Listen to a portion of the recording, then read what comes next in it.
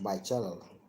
It's your brother Prince Ayoko, streaming live from Tamale, the capital city of northern Ghana. How are you doing? How is our families at your side doing? I guess you're going on well wherever you are.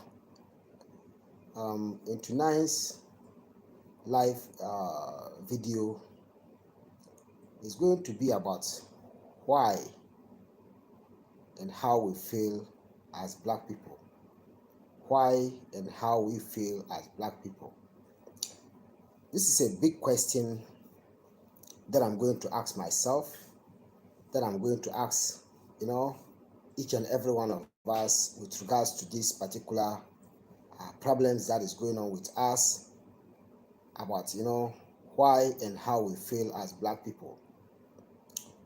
And then moreover, this is a question that is going to have an answer that can empower us as Black people, at the same time make us grow as Black people. You see, as Black people, we have lost so many values due to either colonization, or let me say due to colonization, and then due to abandoning our culture and traditions. We have been,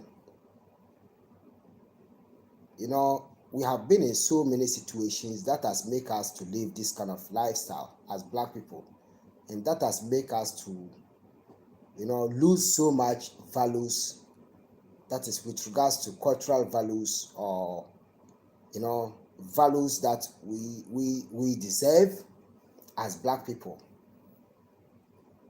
And this doesn't have to do with Africans living on the continent. It doesn't have to do with Africans living in the diaspora, or any kind of Black person living elsewhere or anywhere in the world. It has to do with us as Black people. Sister Joyce Belvins, greetings to you, and greetings to our families at your side. Now I'm going to come out with something solid and concrete about we Black people, indigenous way of thinking, or indigenous thoughts about how we feel or why we feel as Black people. Because failure as Black people is never an option. As Black people, failure shouldn't be an option. There's a lot of things that we have to think about when we're talking about we Black people. You see, first of all, there's one thing that I believe that is making us to fail. The first thing that I believe that is making we Blacks to fail is because of, refusing to know who we are as Black people. Refusing to practice who we are as Black people. Depending so much on others. That is, depending so much on the government. And depending so much on working for others to pay us. This is the number one reason why we fail as Black people all the time. We are into a system whereby money controls the system. Money controls the system, and it is this same money that makes everything goes wayward when we talk about Black people. Okay, now, for example, in the past, in the days of our ancestors were not working for anyone. They were working for themselves. They were on the farmlands. They were using their energies. They were raising animals. They were doing all kinds of things that involves trade and agriculture to survive. That is to take care of their family. But now look at what is happening. When we give birth to children, the only sector we focus so much is education, education, education. You suffer money, take your child to school, and then you use the majority of the money or the income that you have to pay your wards, that is your children's school fees. All your efforts and your everything will be given to the government for you to have quality education for your children. And at the end of the day, or at the end of your children going to school, they will never have any work, because they are so dependent. The children and the parents are so dependent on the government. So, and therefore, they don't have a second option, or they don't have something that we call a backup plan. A backup plan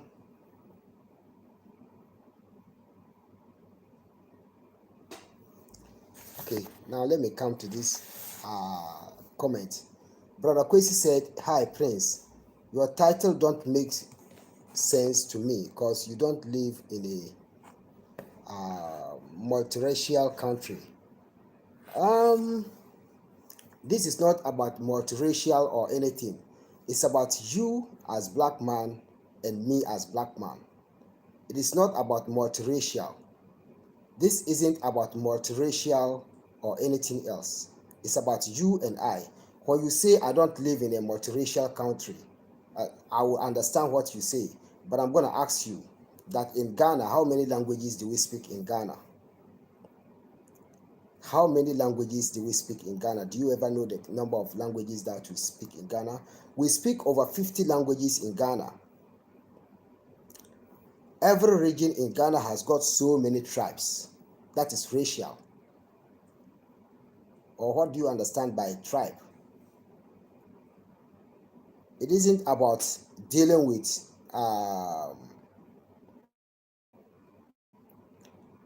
the color of the skin, but it's about dealing with how we speak, how we interact, and how we mingle with each other. Though I understand that you want me to understand that I'm not living in a country whereby there is blacks and there is whites. I understand that perfectly. But what I'm going to ask you is that even when you are living in a multiracial country, are you telling me that you don't have any option to survive with all these races? What is the power of the black man? What is the power of the black woman? That's the question that I'm asking now. The power of the black man and the black woman is to use your energy, use your brain, use your mind, use all what you have to work in order to be able to survive. And the power of the black man and the black woman is always to have a backup plan, whereby when your original plan did not work, you have an additional plan that can work for you. So when you don't make sense to me, I think I'll be okay with it. But you just have to deal with what we are talking about right now. As parents who are growing up to have better future, as well as have better make our children have a better future. That's the next youth and the next generation. If we are going to be depending so much on the government without trying to do something or trying to make a backup plan for ourselves, where are we going? Do we know where we come from? Do we know where we're going? That's the question that I'm going to throw on this chat for each and everyone to make analysis about what I'm saying. I'm not just saying what I want, but I want to say something that can help build you and I. You understand?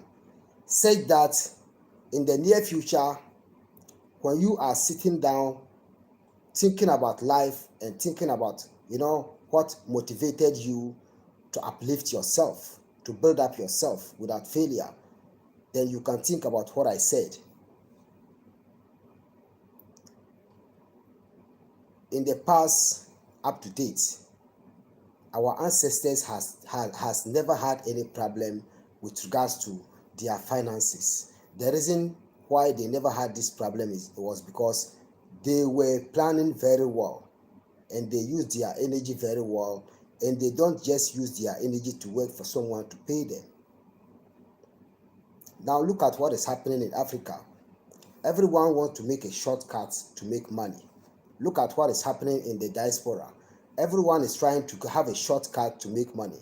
Look at what is happening around the world. Everyone wants to have a shortcut in making money. But then things that is kind of short, when you make something a shortcut, there's no shortcut in life.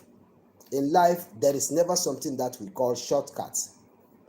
You have to work hard, you have to plan well, and you have to know what you are doing that can earn you income in order to be able to take care of yourself, your family, and the community. Look at what is happening to African youth today. They don't want to work hard. All they hear is money. All they want is money. Look at our generational youth that is coming up these days. My colleagues, I'm one of the youth in Africa. What are we actually doing to build up Africa?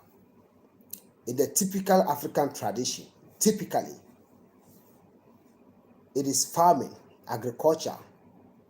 That is, what can grow up, make Africa to grow. Agriculture is one of the number one sectors that can make Africa grow. But now what are we doing? How many youth in Africa is involved in agriculture?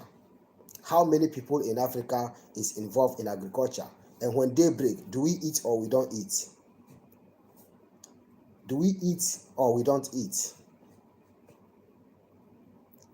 As our families coming back home to settle as Africans on the continent, what are they bringing? Are they coming to involve into agriculture? What kind of technologies are they bringing? What kind of investments are they bringing? Are they coming to Africa as people who has built up themselves and trying to come and build Africa? Are they able to build themselves over there before moving to Africa? What kind of finances are they bringing? What kind of resources are they bringing? What kind of plans are they bringing? What kind of mindsets are they bringing? Are we going to be failures all the time? Are we going to be suffering for nothing without raising all the time? Let's ask ourselves these questions when we are talking about building up Africa and what makes us, why and how we feel as Africans, as Black people. When they break from morning 5 a.m. down to around 8 p.m. at night, ask yourself, what did I do for myself today that can uplift me without depending on anyone? These are the questions that we have to ask ourselves daily. And we have to get out and go and work in the cold for someone to to pay us. Ask yourself about this. There's a lot of things that we are doing as Black people. When I look at it, sometimes it makes me smile. It makes me smile, not in a happy mood of smile. But then when I just look at the situation and then I look at what is going on with us, it's like our future is gradually fading as Black people. Our future is gradually fading. Because when it comes to a situation whereby the Black man and the Black woman doesn't have an option with regards to self-sufficiency, but has to always depend on the government, has to always depend on rich people, has to always depend on people who has planned very well to establish themselves and to sit freely for people to work for them. Now ask yourself, the person that is sitting freely for you to work for them because of their money, how did they plan to get this far? To have the money to pay you to work for them. So what they are able to do, can't you do it as human? Can't you do it? Can't you also just sit, plan well, use your energy, use the little resources that you have to establish yourself without trying to make any shortcuts, without depending on donations, without depending on people to use their money to support you? Why can't you do that? Why?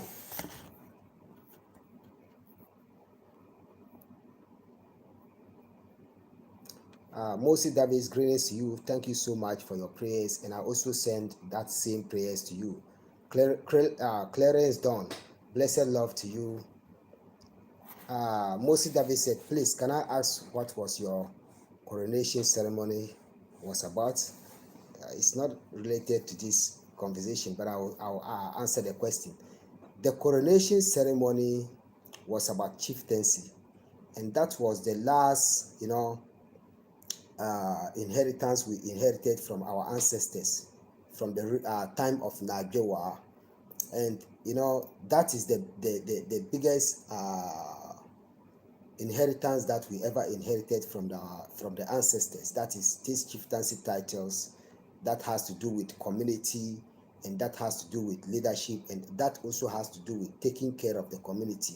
So my master was being enskinned. Here we call it enskinment because our chiefs sit on animal skins, lion skins, skins of buffaloes, skins of domestic cows, skins of sheep, and skins of other wild animals. So we call it enskinment. It's not coronation. I just make it coronation for you to understand. It's not coronation or installment. Installment is for the people in the southern part of Ghana, that is the Ashantis. They are having their titles called installment because they sit on stools. Their kings and chiefs sit on stools, and then we, the Gombes, or we, the people of northern Ghana, our kings and chiefs sit on animals' skins, wild animals and domestic animals' skins. And then the title that he got was Lamashayepa Sna. Lamashayepa Sna is one of the elders at the palace, who is part of the decision making at the palace, at the same time, who is also, a part of the community that can make decisions when the chief or the king is not present. You understand? So it is a big title. So now let's come back to who we are as black people. You see, when we are giving birth to children, there's a certain way that we have to raise them. It's not a problem, and it's never a problem when you take your child to school. It is a very good idea that we should send our children to school. But when we send our children to school, when we pay all these big monies for them to graduate, either from junior high school, from senior high school, from technical university, from whatever university or whatever it is, when they have all this education and they have all these certificates, I always ask myself this question, and I always ask people this question. When they come out with good results and they never get employed, when they are hungry, can they tear part of the certificate and eat and be satisfied? This is a big question. When they have all these big certificates without any work, can they tear just a little bit of the certificate that they have from their education and eat? No. You can't eat a paper and be satisfied.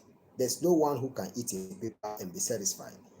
But when we take our children to school, it isn't all day that they spend at the school. When they come back from school, and then we decide to enroll them into any kind of hand trade, any kind of artisanship, any kind of work that they can use their brain, their mind to learn practically.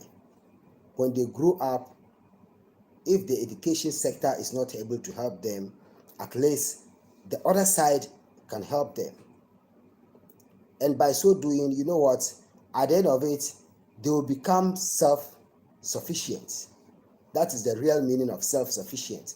Having your own workshop, having your own source of income without anyone controlling it. This is the typical definition of self-sufficiency to me. Doing whatever you can do in life without anyone, supporting you financially. So even when people decide to support you financially, that will be up to them and not up to you, because you have already established that that life, or you have already established yourself before all this assistance. You understand? So either someone assists you or someone did not assist you, you are still who you are before they are assisting you.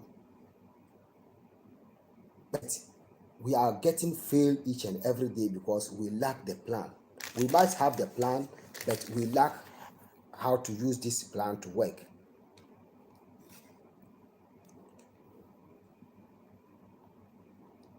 Moses David said, thank you for answering my question. You're welcome. CJ Williams said, good evening from Tex and Caicos Islands in the Caribbean. How are you? How you all are doing? Prince Ayoku, thanks for sharing your knowledge of the motherland. You're welcome, my sister. And I also send my greetings to you and all our brothers and sisters in the Caribbean. And Moses David said, ha ha ha, my thoughts exactly. Yeah, it is what it is. Africa Unite Force, my sister, greetings to you and greetings to all our brothers and sisters in Nigeria, and welcome back home. So now you see what I'm saying.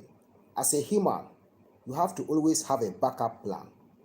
Try to always have a backup plan, whereby when your original plan did not work, you still have a plan that can back you up or support you.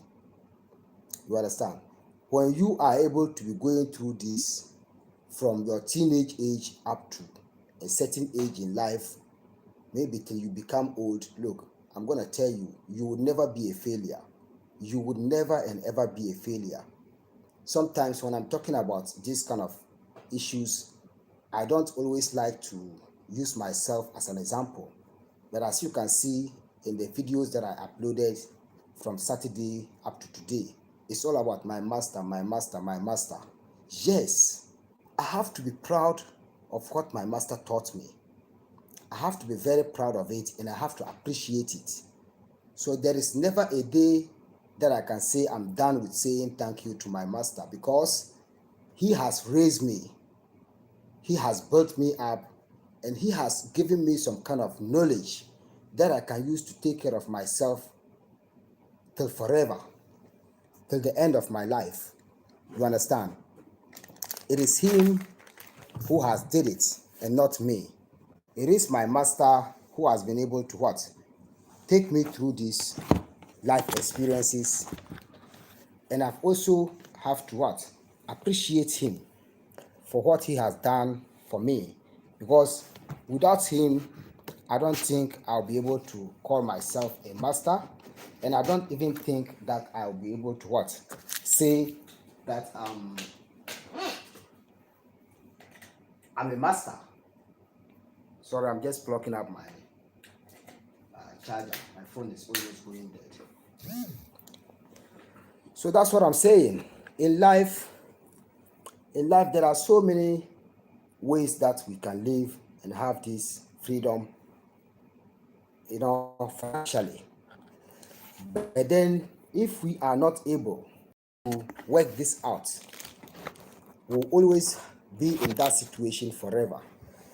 We'll always be in that situation forever. Now, let me take you clearly to what I'm saying, or let me let you understand clearly about what I'm saying.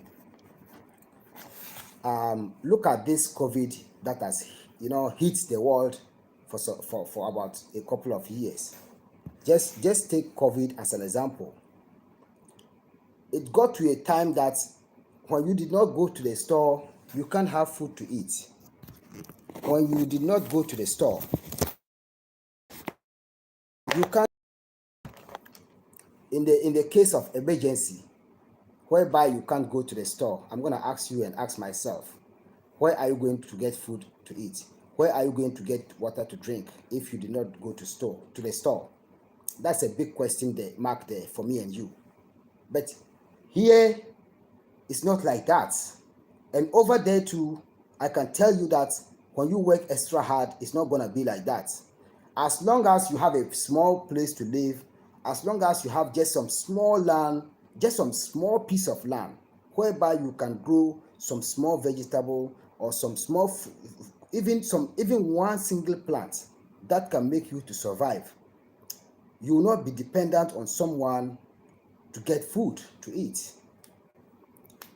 And there might be some of you who don't even have that kind of small land over there. But as humans, we have so many plans in life that we can use to survive. If you really want to survive, there's a lot of people who has had that opportunity in this continent. There's a lot of diasporans for a very long time who has got these opportunities that still don't know what they are doing. As a diaspora, if you are in Africa as a diaspora, the first option that you have to take is to plan about how the indigenous people live without buying food from the store. I never know the last time, I never buy any food from store here, but people are going to the stores to buy food. But I never, if not a drink like water or like soda or anything, I can never tell the last time that I bought any kind of thing to eat at the store here. And I'm not someone who is used to eating soda like Coke, like Fanta, like anything that is sweet or anything that I'll eat from the store. I can't remember the last time, quite apart from this pure water or road water as we call it, but we don't call it road water, it's called pure water. Usually it's being sold on the road and everywhere. Quite apart from that, I have never think of buying anything on the street or on the store. Even when I'm going to buy anything on the street, it has to be an indigenous food that I will buy and then just eat and get satisfied with just some small cedis. You understand? Let us think very well. Let us think very well. If we fail to think and first fail to know who we are going to be remain as failures for the rest of our life. Too much dependence on people cannot help us. That is what is making you see some people to struggle with their life, because they are being so dependent too much to a certain point where they cannot even take care of themselves by themselves again.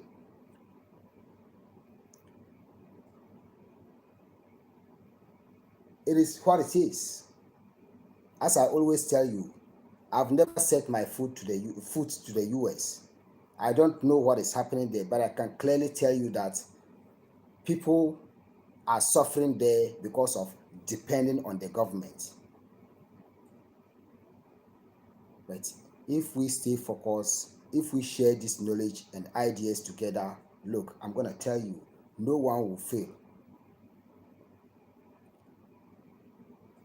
You understand? No one will fail.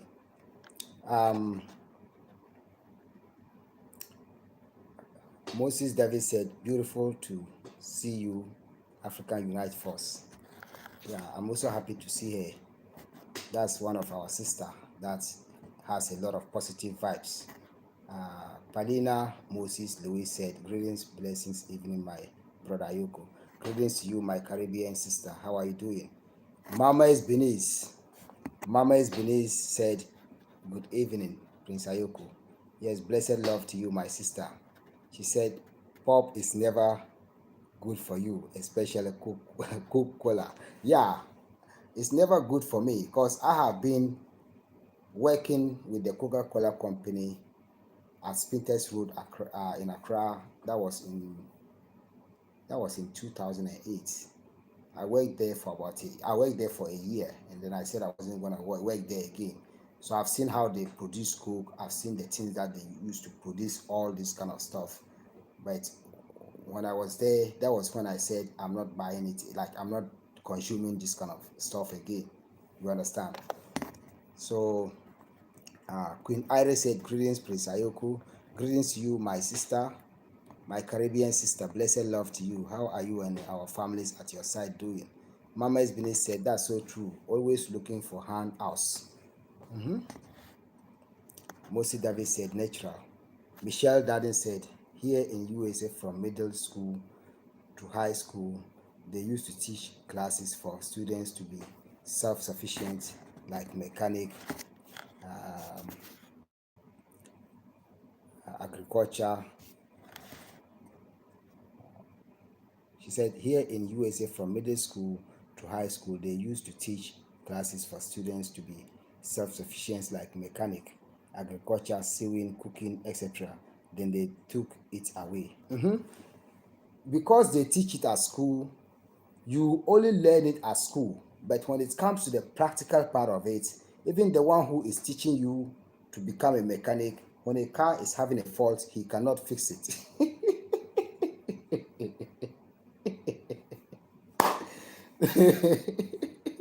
that, that's the most funniest part of the story. You see a professor, you see a lecturer teaching students about how to fix a car, but when a car is having a problem, when they go under the car or when they open the engine, they'll be standing there looking at the engine. They don't even know, they know the name of the parts to the engine. They can see the fault, but they can never fix it. This is funny. This is funny. But when you take your child to the mechanic shop to learn the practical part of the work, there is never a day that a truck or a car or whatever will have a problem and they cannot fix it. There's never a day, because learning the practicals is far better than learning it, the practicals or the theory. Let me say, learning the practicals is far better than learning the theory. You understand? Theory can never be like practicals. Practicals is different from theory. Theory is just learning something from the book, getting to know whatever it is. But when it comes to the practical part of it, it's different. It's different. So it's high time for us to put down jokes and everything aside and think about what we can do in the reality, what we can do that can work for us and our next generation. You understand? If we are able to do this, there's going to be a whole lot of changes. But when we fail to do this, then it's going to be something else. It's going to be a whole lot of different vibes, because what you are teaching the students, you yourself don't know it. I'm talking about the professors and the lecturers. What you are teaching the students, you only know what you are teaching them in the book, but you don't know what it is. You don't know exactly what the practical is. So sometimes we have to be very mindful. We have to be very mindful about what we teach our children and how we brought up our children. Else, in the future, when this failure is being passed through these generations, they would have nothing to be blamed. No one will blame them, but all the blame will come onto us, because we have failed to bring up these children to the right direction. But if we did not, downplay what I'm saying and follow what I'm saying, it's gonna help us a lot, 100%. Said that we will see the changes by ourselves. The future generation will see the changes by themselves. Everyone will see the changes physically. Physically, we're gonna see the changes. Let's not depend on others so much. Said that you never have a second option. Let's not try so much to fool ourselves whilst thinking that we are making sense of what we are doing.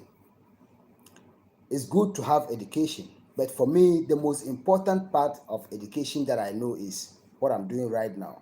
Go to school, learn how to speak English or any kind of language, know how to speak to people, and then do your things by yourself.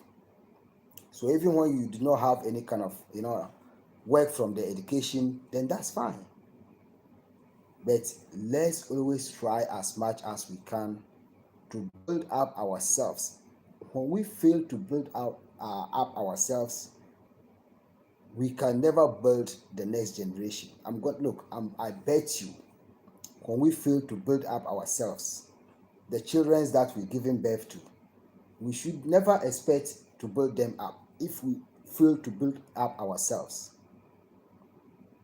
This is very serious. There is a lot of masters all over the world. There's a lot of farmlands all over the world.